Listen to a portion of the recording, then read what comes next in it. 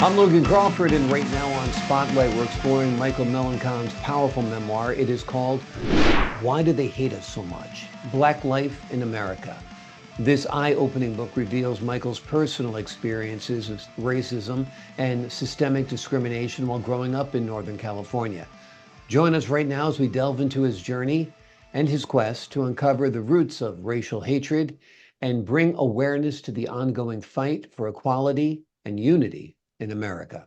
We're delighted to have this very talented author join us here today on Spotlight. We thank the team at Atticus Publishing for helping us put him in the spotlight today. And we ask viewers like you to support authors like him by subscribing to our channel and by purchasing his amazing book. The links are below this interview. Michael, thank you so much for joining us here today on Spotlight.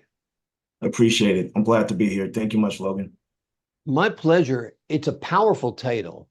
Why do Yes, they hate us so much? What yes. made you decide upon that as the title for your book? Well, the title originally was going to be, I'll just say, N-word, go home. Mhm. And the reason why I chose that title was because, that's what I grew up seeing at a very early age in the neighborhood that I grew up in. Mhm. The neighborhood was very, very diverse. All sorts of ethnic backgrounds and stuff like that. However, there was an element in the neighborhood where I grew up where, there was a lot of racial slurs and a lot of racial stuff going on at the time. So I chose the title, Why Do They Hate Us So Much? Because I was trying to understand how did we get to the point of, N-word, go home. Yeah. So so I kind of changed it, and as you notice on the book, you'll see N-word go home as a subtitle. Yeah. But that was supposed to be the original title. But then I started asking myself as I wrote the book, why is this? Why are we going through this? So Yeah. that's kind of how I came up with that.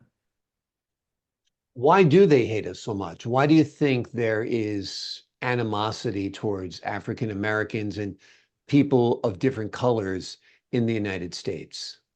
I mean, honestly, I think it goes all the way back, it's historical. It goes back to slavery. And I think from my perspective and all the things that I learned over the years is that when when African Americans, when blacks were freed, I think there was a thing in society that was going on where, a lot of folks were afraid of blacks who were now free. Mhm. And being that, blacks didn't have, the resources and things like that, and they needed to participate in society, um, you know, I feel like there was a hindrance to the progress for blacks during that time. And so, with a lot of propaganda and fear that was plaguing, the broader community, the white community, um, took hold of racism and made people fearful of black folks. Yeah. And honestly, my opinion, there was nothing to be fearful of. Black folks were just trying to figure out a way to survive once being released or freed. So I think that sentiment has stayed with us ever since. And with the Jim Crow laws that came out later in the 60s and 50s, that was just another thing to try to keep blacks, out of mainstream society and trying to make a living for themselves. And again, I just think that all ties back to the fear based on being enslaved. Yeah, no, I agree 100% that people went from being property to being freed. People resented that. The people who were freed weren't necessarily educated, like you said, didn't have any resources, were left in poverty in most cases. So that absolutely strikes back to the roots of the problem, at least within the United States. Is it getting better? I mean, we have a black vice president. Before that, we had a black president. Or is that window dressing? What's your opinion? My opinion is that actually, I feel like it's gotten worse. I Mhm. think that with having a black president, um, kind of woke America up in a certain segment of society. And that segment of society could never imagine having a Black president. So I think that woke up a lot of people, and you see a lot of resurfacing of, racial attacks and all kind of craziness going on in, today's times. So I don't believe that things are better per se. It's just a segment of society that I feel um, always wanted a certain way of life in here in America. And I was just, a nation that was just built for a certain type of people, which excluded people of color. So, like I said, since we've had a Black president, it just woke a lot of people up. And what can I say about it? It's unfortunate that it's this way. Nobody had a choice to necessarily be here, or it's not the fault of the Black folks, or African Americans or whatever. We were held in bondage and then Right. freed, and what do we do? Right, right. No, it's a terrible situation. I absolutely agree that a section of American society that are reactionary, that long for the past, were threatened by the fact that Barack Obama was president of the United States, and are threatened by the fact that Kamala Harris is the vice president of the United States. And no doubt that's a consequence. I also feel that differences are exaggerated and preyed upon a lot by social media, because Absolutely. it all works on getting you incensed enough to click that link. You know what I Yes. mean? They give you a crazy headline about white people, or a crazy headline about Black people, or this politician, that Yes. politician. So a lot of people are in the emotion baiting business nowadays, don't you think? Yes. And I honestly feel like, a lot of times the media plays a huge role into um, the disagreements, and Yeah. drama and the stereotypes. It's a story. Nobody really wants to hear about success stories. It's all about the drama and stuff. So I feel like the media plays an important role in that. And people just need to, you know um, I guess, calm down, and get to know other folks. We're in the United States of America, and it feels way, way divided, and people of all ethnicities, cultures. I mean, this is what America's made up of. And to be, heading down a path of, separatism and all that stuff, that's just horrible for the country. It is horrible. And like you said, it's played into by the media and exaggerated by the media. Fox News can't wait to show you images of young Black teenagers, perhaps looting a CVS, or they can't, or MSNBC can't wait to show you a bunch of, white extremists, at some kind of rally, or January 6th, or whatever it is. So there is so Absolutely. much, division, and people are profiting off it, which is Yes. what I think is awful. That's the worst Yes. part about it, is they're building their base. They're getting viewers by showing you images that are distortions on both Yes, sides, the absolutely. left and the right. Let's And, talk a and little bit. Go ahead. I'm sorry. the thing is, where I grew up, like I said, it was very diverse. I didn't know racism until, I started exploring outside of my house, greater than a 5 mile radius or whatnot. Mhm. And it's unfortunate because, um, I mean, my mom, she's half Black, half white, Right. My aunt, I had a white aunt, I had a great aunt who was Asian. I mean, so I never knew racism growing up until I was exposed to it when I got out of the house. So, it's just crazy to me that this can exist. People are born who they are. And so, it's amazing to see how this plays out in this country.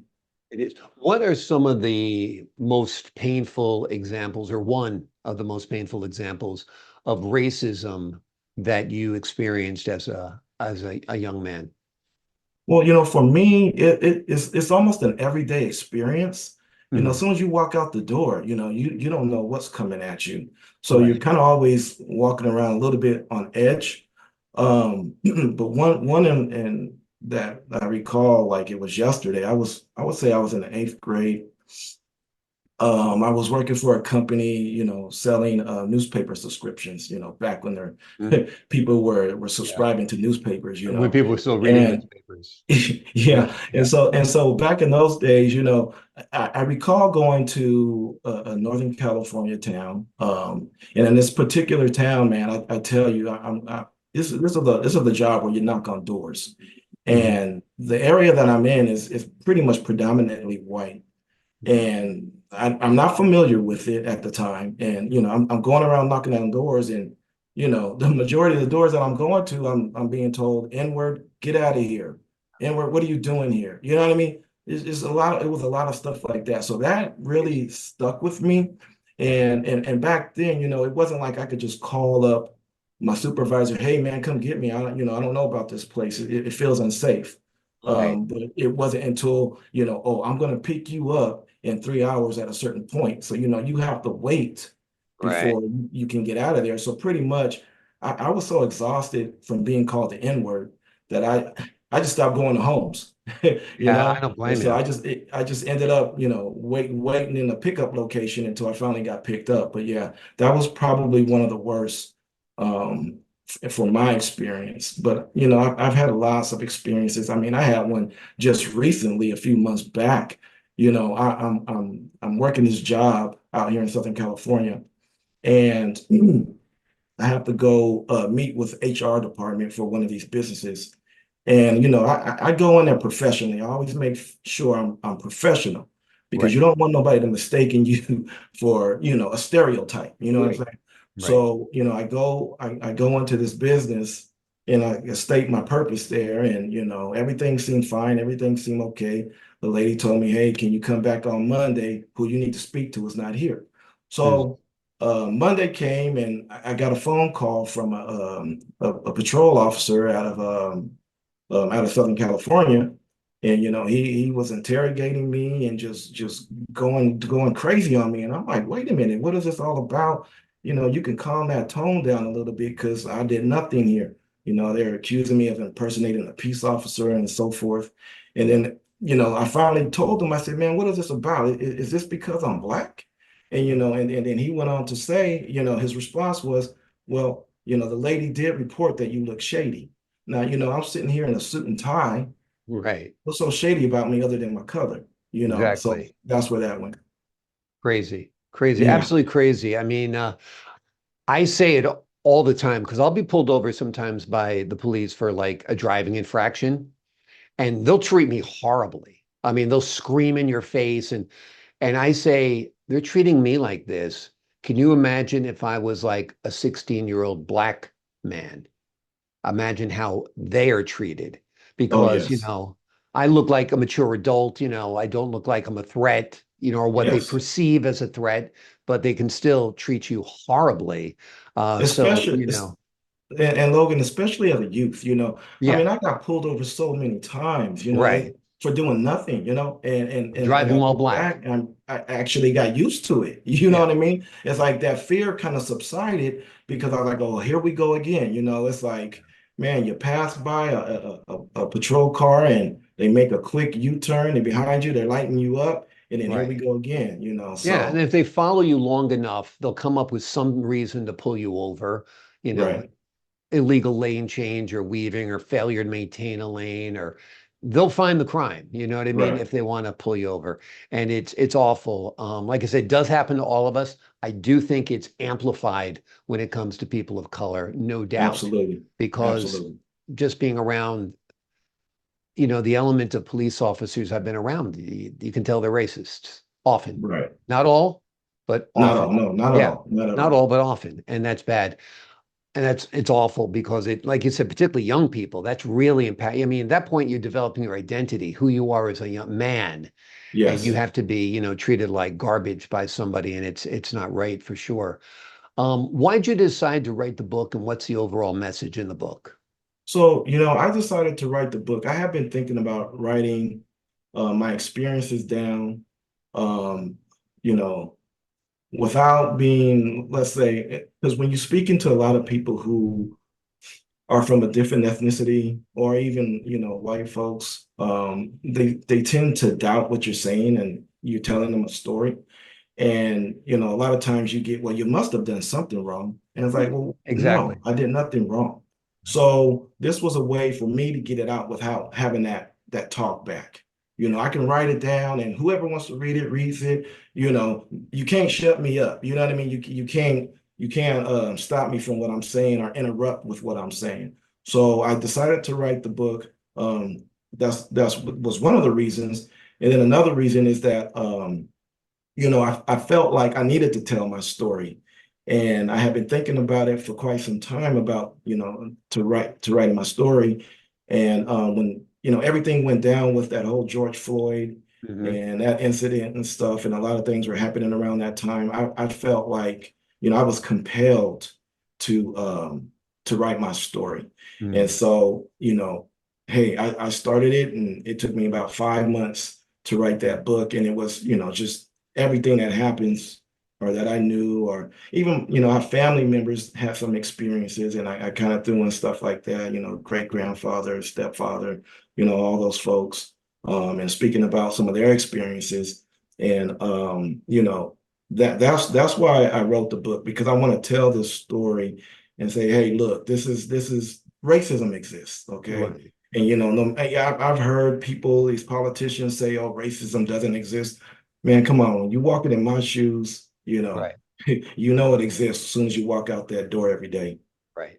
No, I agree. I agree 100%. And I'm actually on the conservative side of the political spectrum, but I absolutely believe that racism is a huge issue in this country still. I don't believe that people of every race, particularly people of color, are treated fairly. I've witnessed, I was a news reporter for 20 years. I've Mhm. witnessed what happens to young black men when they're pulled over by cops, and it often isn't pretty at all. So I think it's important that you're sharing your story and letting people know what it's like to be a black man in America. Absolutely. And let me just say this, Logan. I mean, it doesn't just end with the cops. I mean, like I Right. said, it's everywhere. It's in the workplace. It's trying to Right. find a And job. and you don't even know where it is. I mean, there's times where Yes. you absolutely feel it. The worst part is somebody smiling to your face and they're like, Yes. "Oh, we're going to consider you for the job. We got your resume, nice work here." But in reality, they've already ruled you out.